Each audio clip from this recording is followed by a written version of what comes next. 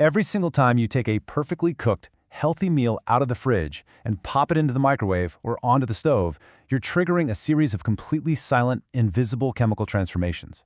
You can't see them, you can't smell them, but at a molecular level, hitting that food with a second heat shock fundamentally alters its cellular structure. It kicks off biological chain reactions that travel straight from your kitchen right into your body. So, what is actually happening beneath the lid of that meal prep container? Today we're diving into an explainer based on peer-reviewed evidence to unpack exactly how our everyday storage and reheating habits trigger deep molecular changes. We're going to look at why ingredients that are incredibly good for you when cooked once can actually pose real biological risks when they're hit with that second wave of heat. Think about this. Over 2 billion people reheat their leftovers every single day. And we mostly operate under this deeply ingrained assumption, right? We think that if we heat food up thoroughly enough, it's automatically safe to eat. We treat heat like it's a magic sterilizer that just eliminates all risk. But that assumption is dangerously incomplete. It completely misses how heat interacts with organic matter over time. To put the stakes into perspective, researchers now associate roughly 1 in 6 cancer cases worldwide with dietary factors. And that doesn't just mean what we're eating, but exactly how we're storing and reheating it. We're not talking about acute food poisoning here. We are looking at a slow, cumulative buildup of cellular damage over months and years. It's a gradual progression driven by compounds that aren't coming from industrial pollution, but literally right from our own domestic kitchens. Section 1. The biochemical villains, silent transformations inside your food. Okay, so when you cook a meal for the very first time, the heat does things we expect. Proteins unfold, starches gelatinize, and fats emulsify. It's totally manageable. But when you reheat that same food, especially after it's been chilling in the fridge, you aren't just warming it up. You're sparking an entirely different set of secondary chemical reactions. Take lipid peroxidation. Fats and proteins exposed to oxygen during cold storage get chemically unstable. Hit them with heat again, and those already damaged molecules break down into lipid peroxides and malondialdehyde.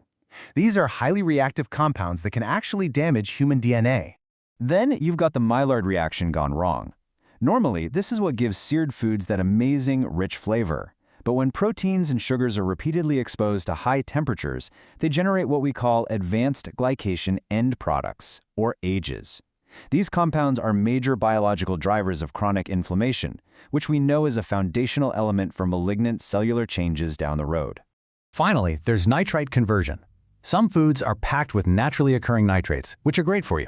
But while they're sitting in the fridge, bacteria start converting those nitrates into nitrites. When that food hits the stove or the microwave again, those nitrites react with amino acids to form nitrosamines. And nitrosamines are classified by the World Health Organization as probable or confirmed carcinogens. Section 2. The meal prep misunderstanding. Good foods gone bad. The profound irony in all of this is that the people at the highest risk are often the most health conscious. People who meticulously meal prep their lean proteins, cooked veggies, and complex carbs are accidentally subjecting their incredibly healthy diets to these exact degradation processes. Take spinach. Freshly cooked spinach is an absolute nutritional powerhouse, loaded with nitrates that actively support your heart health. But after 24 hours in the fridge, those nitrates become nitrites. Reheat it, and boom, you trigger nitrosamine formation. It's literally the exact same chemical conversion you'd find in heavily processed cured meats. You're turning one of the healthiest leafy greens on the planet into a vehicle for potentially harmful compounds. To really conceptualize what this secondary lipid oxidation is doing to our meals, think of it this way. Reheating oxidized fats is like putting rust back into a delicate engine. You're taking structures that have already started to chemically fray and forcing them under immense thermal stress. It creates these microscopic, abrasive byproducts that ultimately interact with your cells. And these invisible threats are hiding in 4 of our most widely consumed leftover foods. Each of these everyday staples, rice, chicken, spinach, and eggs, has a unique and scientifically documented biochemical reaction when exposed to secondary heat. So, let's break down exactly what's happening inside each one. We'll start with rice. Rice naturally contains a bacterium called Bacillus cereus, and it easily survives the first round of cooking. Now, as your rice cools down in the fridge, this bacterium multiplies. When you reheat it, sure, you kill the bacteria, but you don't destroy the heat-stable toxin they've left behind, called cereulide. That toxin enters your digestive system completely intact and can actually cause mitochondrial dysfunction. Plus, repeatedly heating starchy foods like rice spikes the formation of acrylamide, which is a recognized Group 2A probable carcinogen.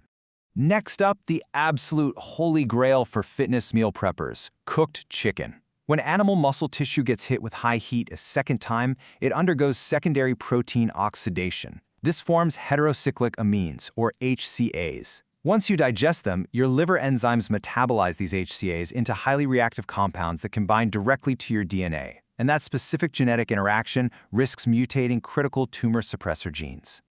The fourth one usually shocks people: eggs. Egg yolks are about 13% fat, and they're high in cholesterol.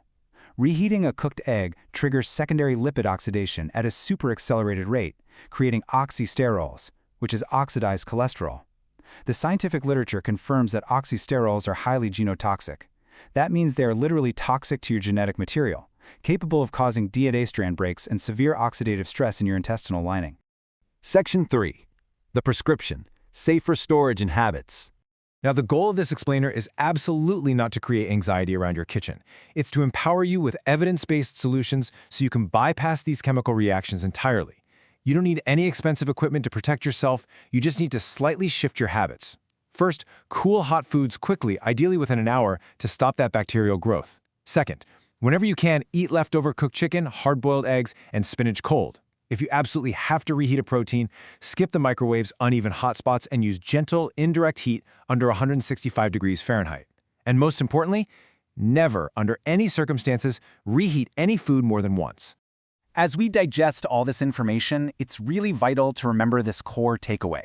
This is not fear-mongering. It is strictly documented food biochemistry that has been repeatedly, consistently, and rigorously investigated in peer-reviewed science and by global health agencies.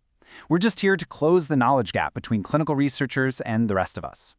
And of course, a quick but important reminder, the information in this explainer is strictly for educational purposes. It doesn't replace professional medical advice, diagnosis, or treatment. Definitely consult your physician or a registered dietitian before making any big diet changes, especially if you have an existing medical condition. So, now that you understand the invisible mechanics of secondary heat shock, lipid peroxidation, and nitrosamine formation, I want you to think about your own fridge. Which of these 4 seemingly healthy foods, rice, chicken, spinach, or eggs, surprised you the absolute most? And armed with this new biochemistry knowledge, exactly how are you going to alter your meal prep routine tomorrow?